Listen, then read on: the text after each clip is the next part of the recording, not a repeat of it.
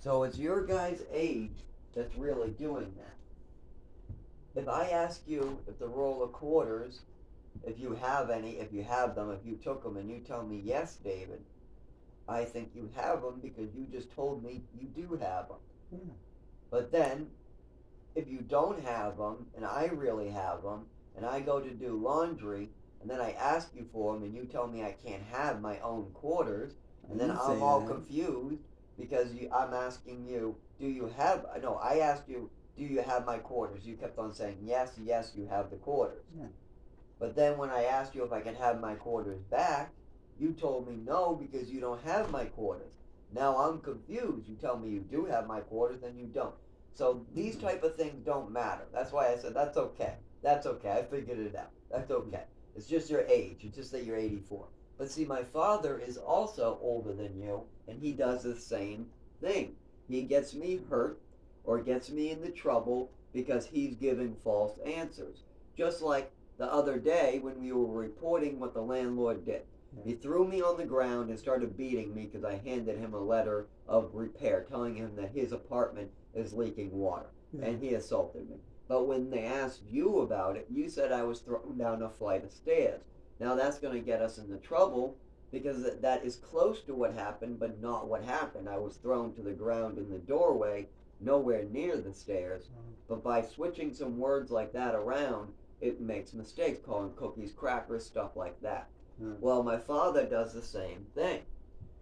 I give him my doctor's phone number, and he calls my real illnesses fantasies and made up. So then the doctors don't know how to make heads or tails. If I tell them something, and then you tell them something, and they don't match, what's going to happen is that the people are going to drop my case, and then I can't get any help.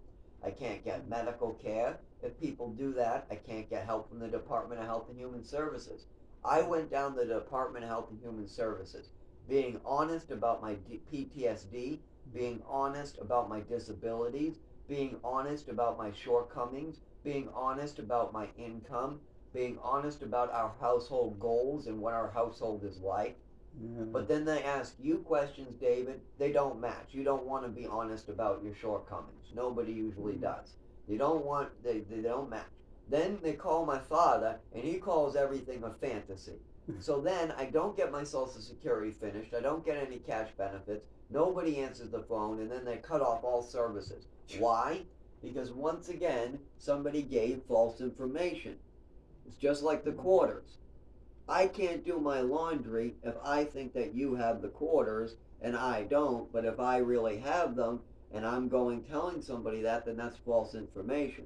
But I'm getting false information, so I can't make my decisions and I can't get any help if other people are bullshitting about me. And this is why when I go to the emergency room today, once again, to work on my kidneys and GI and the seizures, what's going to happen is they're going to treat this like a hypochondriac disease, even though my urine is visibly black coming out of me. Again? You can't make that happen. You can't No. you can't will your urine to turn black. This isn't something in the head. It's just something in the kidney. It's something in the nervous system. It's something in the GI. But the doctors don't want to look into it. They just want to run one CT scan a year, and they're not even the ones who really look at those. According to the GI specialists, Yeah. when I asked them, if why are you going to look at the GI CT scan? They already did that at the emergency room.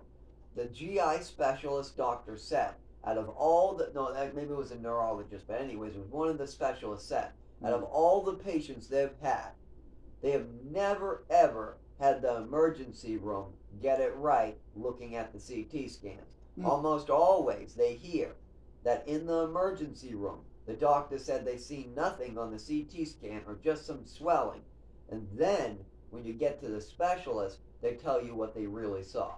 So you can never go by the emergency room. They don't really look at the scans really well, is what the specialist said. And that would be why I've got 3 CT scans done, and only one of them a doctor's been able to look at. They've charged my insurance for 3 CT scans. Yeah. They've had me crawl across traffic while seriously injured 3 times, and only one of them was looked at because of their failures. And why is this going on? Because people continue to give false information that they know is not true or based on any reality. Like my father saying that this is a fantasy. He could not know that. He did not spend the time. When I was having a seizure in New Mexico, where was my father? He was out to eat at dinner. Where was my father when I got food poisoning? He was on a cruise and on a vacation. Where was my father when I was outside freezing to death? He was on another cruise. He was out eating again. He does not know because he wasn't there at the emergency room. He wasn't there at the hospital. He did not look into these things. He did not discuss them with me. And that is why. Now, the doctors did look into this until we left Westford, and my mother started to try to make sure no doctors were allowed to look into this anymore. As soon as the doctors started realizing what was wrong with me, as soon as I started speaking up about it, we were taken to Texas, all the doctors were stopped, I was put in the ballet, and I was told to shut up about it. Shut up about an overdose that causes a lifetime of suffering. Shut up about that.